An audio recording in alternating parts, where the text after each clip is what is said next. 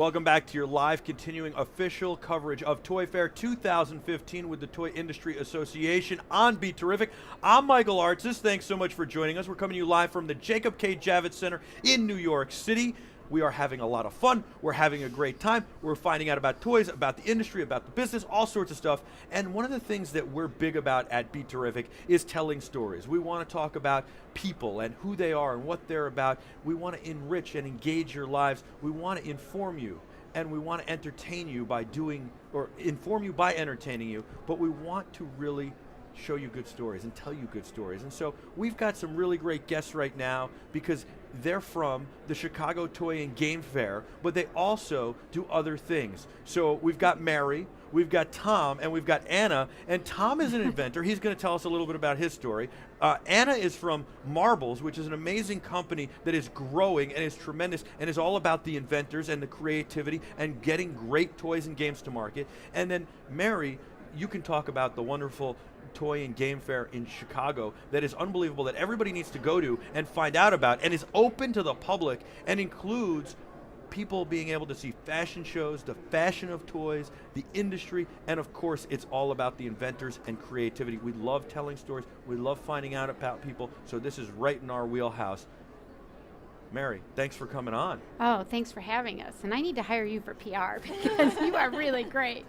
So we run the Chicago Toy and Game Fair, and we're about promoting play in different ways through inventors, through fashion, through awards, through conferences. And we know that the inventor story hasn't been told. Like if you sell, like Tim Walsh, who a lot of people may know, an author and a filmmaker, he'll tell you, if you sell a million CDs, you're on a cover of Rolling Stone. You sell a million books, you're on a New York bestseller list. But if you sell 100 million toys or games, same creative process, nobody knows you. And so we're trying to introduce our inventors, the toy and game inventors, to the public. And we have found that once you tell the story, more products are sold. Right. So I think that's really true, and it's really awesome as well. We like to tell stories at BeTerrific. And so I tell this story all the time. I have a friend who, he owns a camera strap company, right? Mm-hmm. And he's the inventor of this amazing camera strap that revolutionized the industry, and that's how we became friends, because we did a story on him, and we became friends with him. And they do huge, huge revenues now. And he started off a $5,000 loan. It's an amazing story. And everybody who watches the story we did on him is like, I have to buy the strap. How can I buy the strap? And it's funny because these are people who don't own cameras, aren't in the camera industry, but they feel that they want to support this guy. And so I think that's part of it, and part of what has to go out there. Do you find that, Tom, like when people find out your story, they're more attracted to your product than they were before? Not that it's a great product, but that they are like more into it? There's no question. Yeah. Everybody, like as you say, everybody wants to know the story behind the product. Right. So it's kind of strange that we're not promoting this. I've had very good success with this one product, the Game of Things, but I did radio by myself across the country when I put this on the market.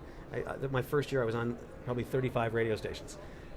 I had no problem getting on the radio. They all wanted to hear the story. Right. As soon as they saw the product, it was good at all, and then they found out a little bit about me. And I'm just like all other game inventors. We're dynamic people. Sure. We do other things. Most of us aren't just inventing games. We have a few good ideas that can be put into games, but we do other interesting things. Now, you also run the awards at the Toy and Game Fair in Chicago, and that's an important award show, so that's part of what you do. We could talk about that in a minute. I want to talk more about the Game of Things and the story behind it. So tell me first let's tell everybody what the Game of Things is. Well, the Game of Things is a very funny who said what game. Mm-hmm. There's 300 topic cards that begin with the word things. Mm-hmm. So things you shouldn't tie to the roof of your car, things your parents forgot to tell you, things you wouldn't do for $1 million. Can we play a little without cards since you know the categories? Let's try one. We can't really play the game because we need strips of paper to write things down. I mean, like, give me an example of things you wouldn't tie to your car. Well, really, that's it. I'll throw those things to you. Okay, so you toss that to me, and then I've got to give an answer. Well, how about things you shouldn't do when you're naked? Radio interview. Oh, nice. Radio's interview, fine. It's TV interview. I guess that's true.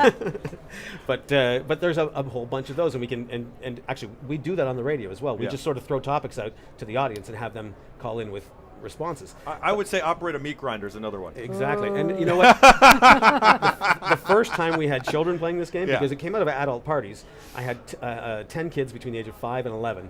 And the first topic they pulled out was things you shouldn't do when you're naked. Yeah. And my 7-year-old nephew came up with fried bacon.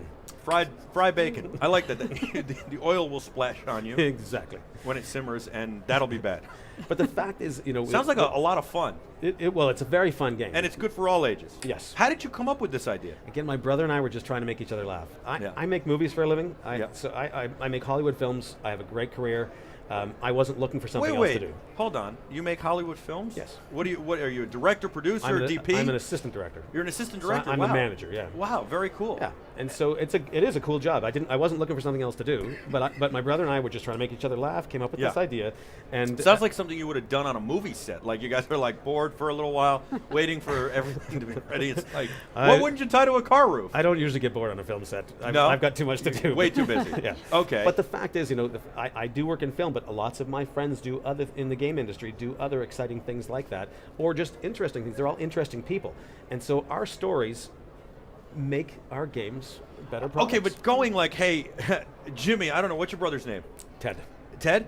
Going, hey, Ted, this would be a fun game, and actually bring it to the market are two different things. It is, and so what we did was, again, we weren't trying to sell a game. Yeah. We both had great careers. My brother actually was teaching school in Yemen at the time, and he was home for the summer. We were just literally trying to make each other laugh, and then we thought, hey, we could probably turn this into a game, and we just started playing. But again, we weren't trying to sell it.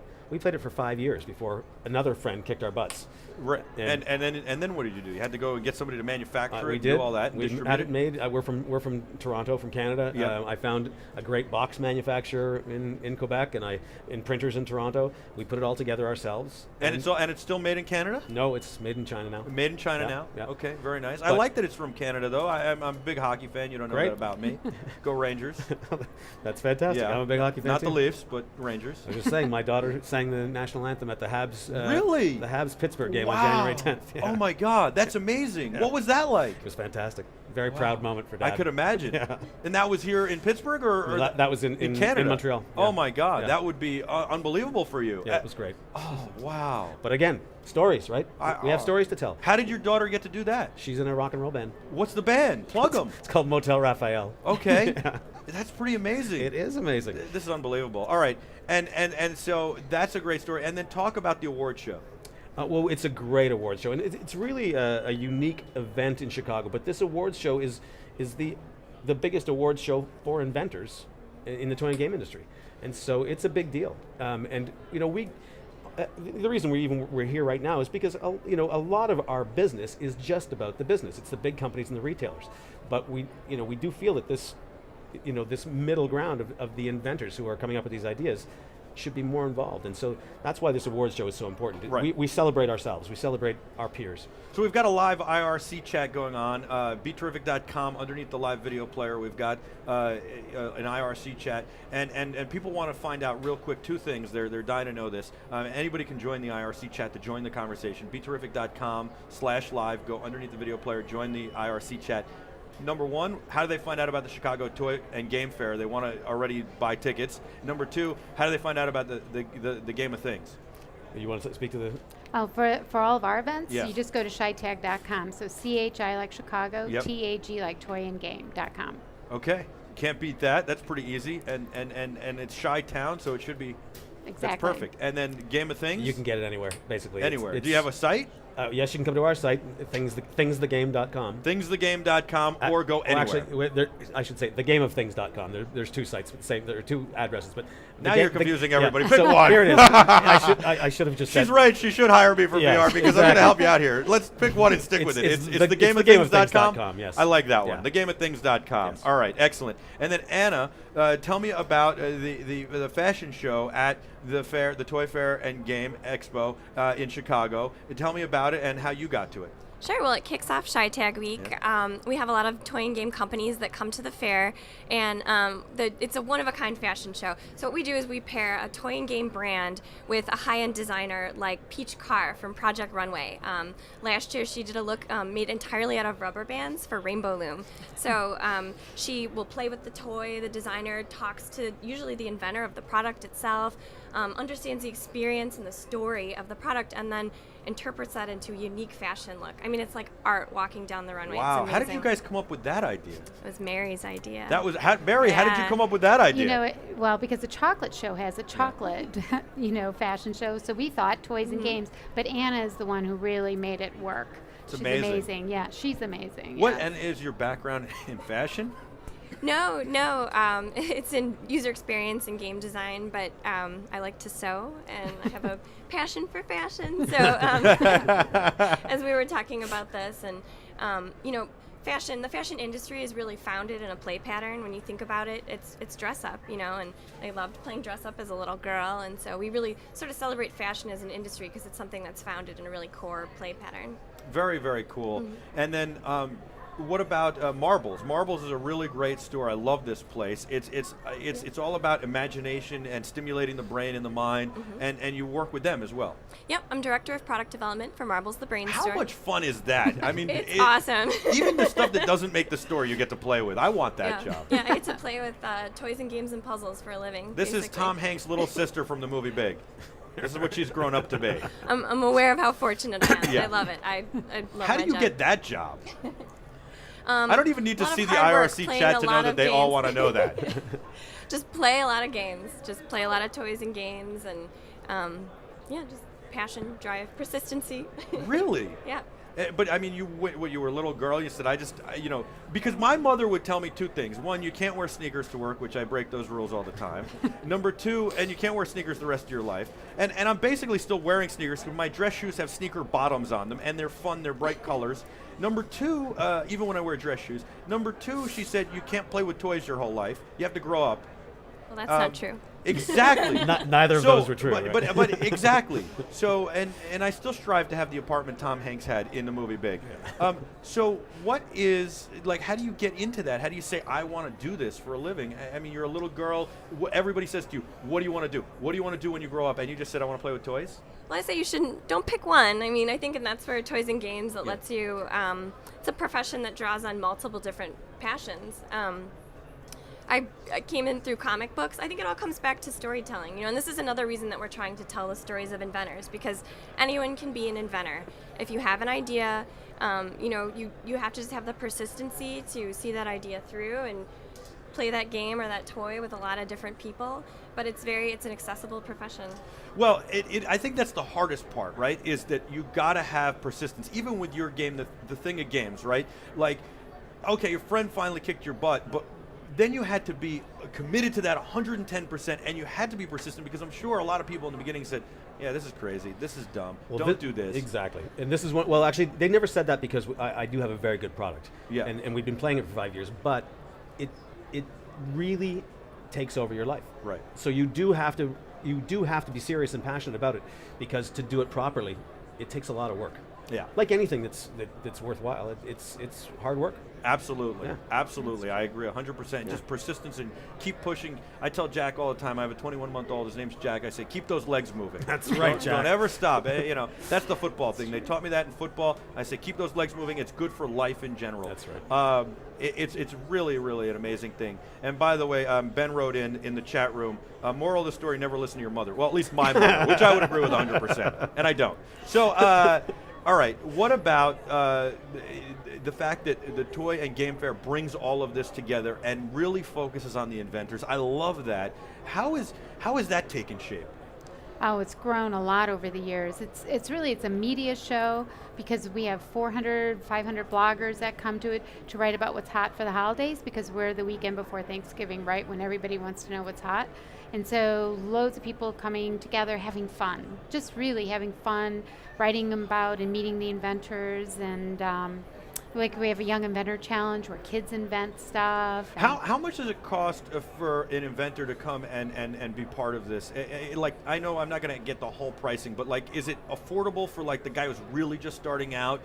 Can they get in for $1,000 or $2,000? Can they start there?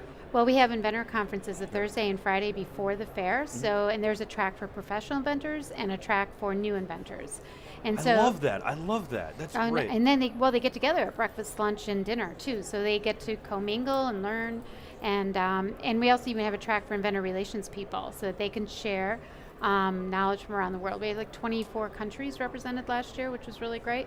So that's Thursday and Friday, and then Saturday and Sunday is the actual fair, which is open to the public.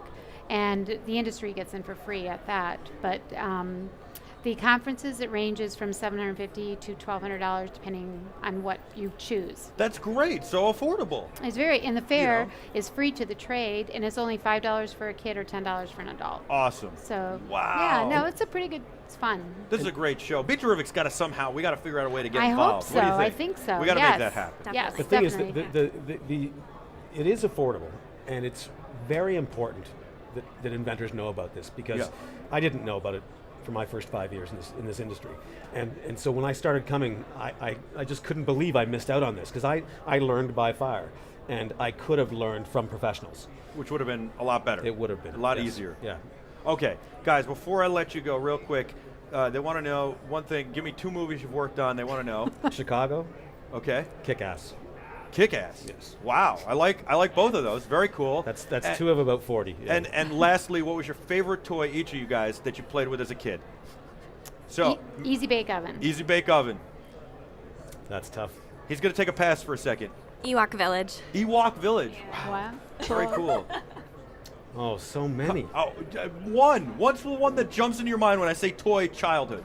I'm gonna say And Operations, Oh, because that's it's sort of great. stuck in my head I right love now. Classic. it. We have to I want to get a Operation game. Whenever we have a doctor on, I want to make them play. Oh, Li- cool. live on air. I'm What not do you sure how think? much time we have, but we just gave an award to the inventor of Operation. I didn't realize that. Yes. That's awesome. Yeah. Yeah. Wow.